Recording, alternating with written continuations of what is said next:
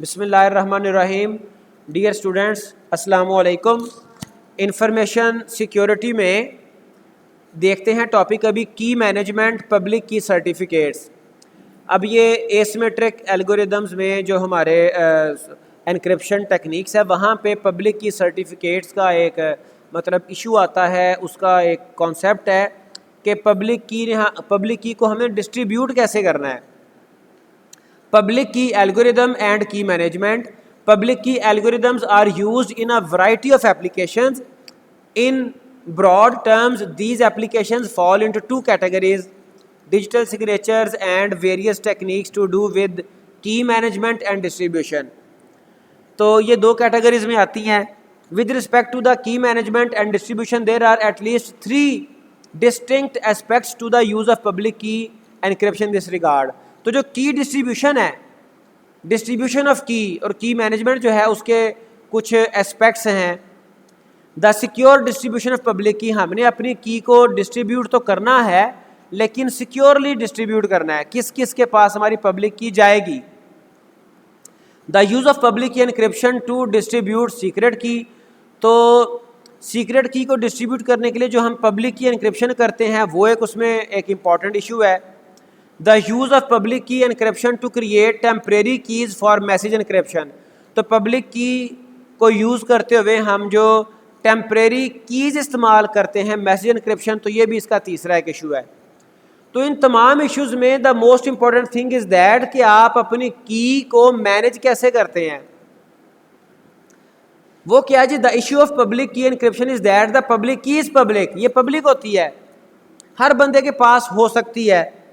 ठीक है, जैसे प्रीवियस लेक्चर में हमने वो देखा था कि बॉब के पास एलिस की, जॉय की, बला बला सब की कीज़ पब्लिक कीज़ मौजूद थी। तो ये पब्लिक, इसका असल इशू ये है कि ये पब्लिक होती है। Thus, if there is some broadly accepted public key algorithm such as RSA, any participant can send his or her public key to any other participant or broadcast the key to the community at large. तो कोई भी किसी को भी बल्कि तमाम लोगों को अपनी पब्लिक की सेंड कर सकता है, right. Although this approach is convenient, it has a major weakness. वो कौन सी वीकनेस है। Anyone can forge such a public announcement, तो इस पब्लिक अनाउंसमेंट पब्लिक की के डिस्ट्रीब्यूशन का उसको नुकसान हो सकता है। कोई बंदा उसके मैसेज को फोर्जरी चुरा सकता है, ठीक है जी, एनक्रिप्ट कर सकता है। Which is not intended, that is some user could pretend to be Bob, ठीक है जी, and send a public key to another participant और ब्रॉडकास्ट सच अ पब्लिक की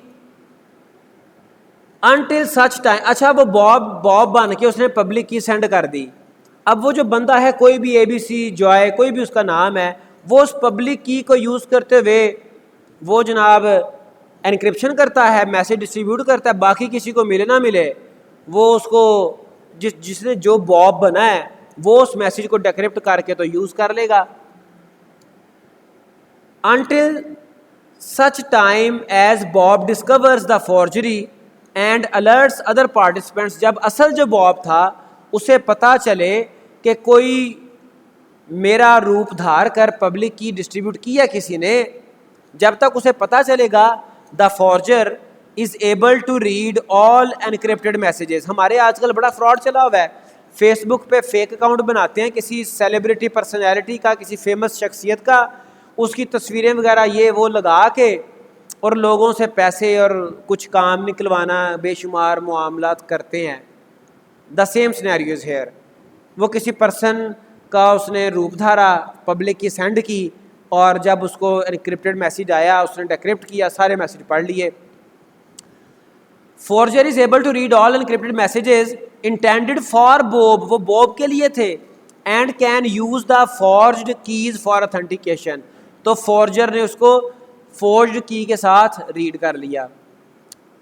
the solution to this problem is the public key certificate. आपने key को distribute कैसे करना है, की को मैनेज कैसे करना है, that is the public key certificate, ठीक है जी।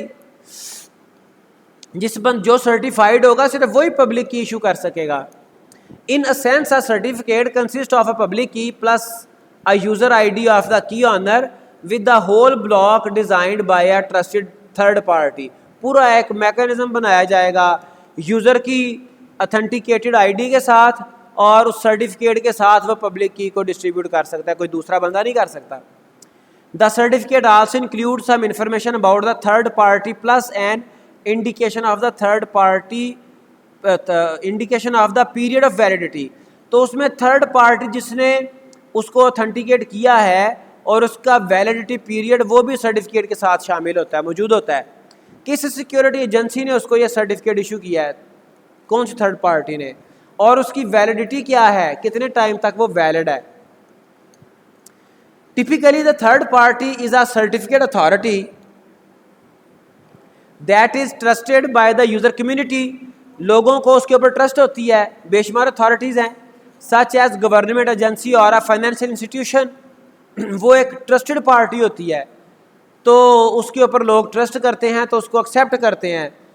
तो उस ट्रस्टेड पार्टी का इशू किया होगा जो सर्टिफिकेट होगा, जिसके पास होगा और वो ऑथेंटिकेटेड यूज़र उसके पास आईडी होगा, सिर्फ वही बंदा सर्टिफिकेट पब्लिक की इशू कर सकेगा।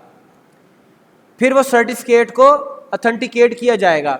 अ user can present his or her public key to the authority in a secure manner and obtain a signed certificate. वो पहले अथॉरिटी को अपना पब्लिक की सेंड करेगा और एक सर्टिफिकेट गेट करेगा। The user can then publish the certificate. जब उसे उस थर्ड पार्टी से साइंड सर्टिफिकेट मिलेगा, फिर वो अपने सर्टिफिकेट को पब्लिश करेगा जो कि पब्लिक की जिसके साथ होगी। Anyone needing the user's public key can obtain the certificate and verify that it is a valid by means of the attached trust signature। तो उस सर्टिफिकेट जिसकी पब्लिक की चाहिए होगी, अगर फ़र्ज़ करें मैंने किसी को मैसेज भेजना है, मुझे उसकी पब्लिक की चाहिए, तो मैं वो सर्टिफिकेट लूँगा। उस सर्टिफिकेट के ऊपर पब्लिक की भी मौजूद है और ट्रस्ट सिग्नेचर भी मौजूद है by the signed by the third party, और वो जो सिग्नेचर है वो डिजिटल सिग्नेचर है। That is the concept is just like our real life or real world signature. Concept वही है लेकिन वो डिजिटल सिग्नेचर है। So that there are the chances are rare anyone के वो फॉर्जरी के साथ कोई किसी का रूप धार ले, फिर वो चांसेस ख़त्म हो जाते हैं। The following figure illustrate the process. जैसे ये देखें, कहाँ से ये स्टार्ट हो रहा है जी। Unsigned certificate contain user ID and user's public key as well as information concerning the certificate authority. ठीक है, अब ये जाता है अनसाइंड सर्टिफिकेट जाता है इधर generate hash code of unsigned certificate और encrypt hash code with certificate authority's private key to form signature. ये सीए के पास जाता है, सर्टिफिकेट अथॉरिटी के पास, और वो उसको प्राइवेट की को यूज़ करते हुए सिग्नेचर बनाते हैं और उसके बाद ये साइंड सर्टिफिकेट बन गया। पहले ये सिंपल अनसाइंड था, पहले ये अनसाइंड था, अब ये इसको डायग्रामेटिकली रिप्रेजेंट करना है ना, मतलब पहले इसके ऊपर एक साइड की लाइंस थी, अब इसका कंटेंट चेंज हो गया, यानी कि साइन कर दिया इसको। अब ये जो साइंड सर्टिफिकेट है ये जनाब जाएगा और इसको यूज़ करते हुए decrypt signature with certificate authority public key to recover hash code, और फिर ये इसको रिकवर करके और हैश करके और मैसेज को मतलब वो इनक्रिप्ट करके तो सेंड करेगा। ठीक है जी, ये है create signed digital signature process है ये वाला। और ये क्या है, use certificate to verify Bob's public key. Anyhow the key steps can be summarised as follows. तो इसके कुछ स्टेप्स हैं। User software client creates a pair of keys, one public and one private. पहला step, client prepares an unsigned certificate that includes the user ID and user's public key, जैसे ये। ठीक है जी, वो एक अनसाइंड सर्टिफिकेट बनाएगा। सारा ये स्टेप उसने बताया हुआ है। अनसाइंड सर्टिफिकेट बनाने के बाद वो थर्ड पार्टी को भेजेगा। User provides the unsigned certificate to a certificate authority. ठीक है जी, in some secure manner certificate authority को भेजेगा। This might require a face to face meeting, the use of registered email और happen via a web form with email verification. बाकायदा secure mechanism में वो अपना जो अनसाइंड सर्टिफिकेट है वो भेजेगा। CA certificate authority creates a signature as follows, वो बाकायदा उस सर्टिफिकेट को अनसाइंड को साइन करेगी। ठीक है जी, किस तरह से? CA uses a hash function to calculate the hash code of the unsigned certificate. अपनी प्राइवेट की से वो एक हैश कोड यूज करेगा, जैसे यहाँ पे देखें। ठीक है जी, हैश कोड यूज करके उसको वो मतलब साइंड सर्टिफिकेट बनाएगा। ठीक है जी।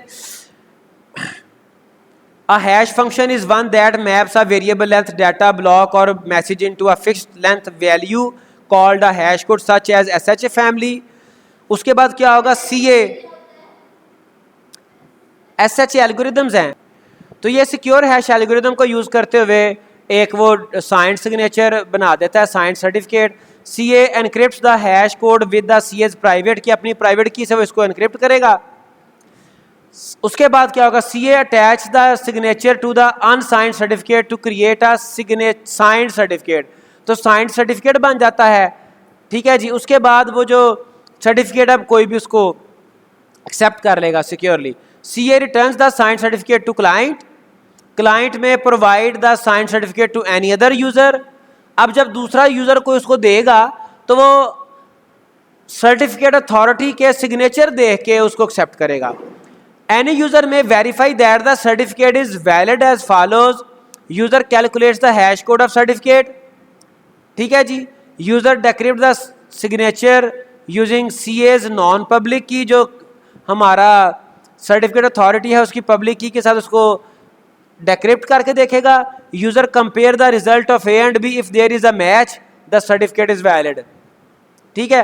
हर थर्ड पार्टी सर्टिफिकेट अथॉरिटी का जो पब्लिक की है वो मौजूद होगी, उसको यूज करते हुए डेक्रिप्ट करके देखा जाएगा कि ये वैलिड सर्टिफिकेट है या नहीं। फिर जाके वो पब्लिक की, कोई भी यूजर किसी की पब्लिक की एक्सेप्ट करेगा।